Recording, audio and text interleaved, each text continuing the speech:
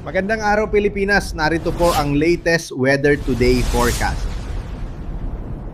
Narito ang ating weather update para sa araw ng Martes, December 16, 2025. Usually, pag northeast monsoon season, itong bansa natin, ang pinakamaulan ay yung eastern section ng bansa natin, lalo na itong mga exposed areas, dulot na rin ng iba't ibang weather system.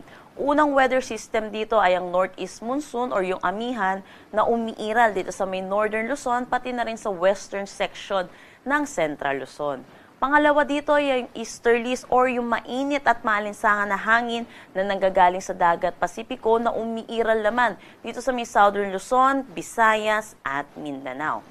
Dulot ng interaction or yung salubungan nitong northeast monsoon which is malamig na hangin at easterlies mainit at malinsangan na hangin, ito yung nagre-resulta sa tinatawag nating shear line na umiiral dito sa eastern section ng ating Central Luzon at ito rin po yung magdadala ng mga pag-ulan dito sa eastern section ng Central Luzon natin.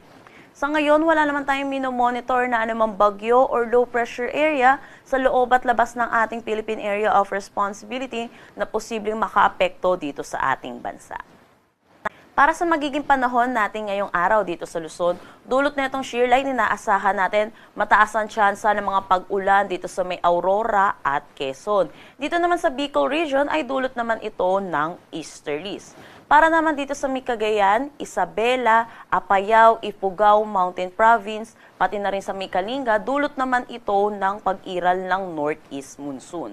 For Metro Manila, Ilocos Region, nalalabing bahagi ng Cordillera Administrative Region, pati na rin ang Central Luzon, inaasahan naman natin ang maaliwalas na panahon pero asahan din natin yung mga isolated light rains or yung mga pag-ambon throughout the day. Para naman dito sa may Mimaropa, magiging maaliwalas ang kanilang panahon pero asahan din po natin yung mataas na tsansa ng mga localized thunderstorm pagdating sa hapon at sa gabi. Agwat ng temperatura para sa Metro Manila, 23 to 29 degrees Celsius, Lawag, 24 to 31 degrees Celsius. For Tuguegarao, asahan natin na 22 to 28 degrees Celsius, Baguio, 15 to 23 degrees Celsius. For Tagaytay, 22 to 27 degrees Celsius, at Legazpi, 24 to 30 degrees Celsius. Pagdating naman dito sa may Visayas at Mindanao natin, yun po magiging maulan dito sa eastern section. Particularly dito sa may northern Samar, eastern Samar, pati na rin dito sa may southern Leyte. Para naman sa Mindanao, magiging maulan dito sa may Caraga at Davao region, dulot ito ng pag-iral ng easterlies.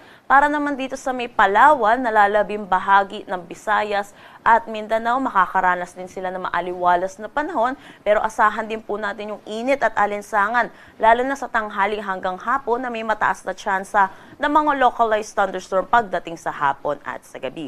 Ugaliin po natin magdala ng payong, pananggalang na rin sa init, pati na rin sa mga posibilidad ng mga pag-ulan.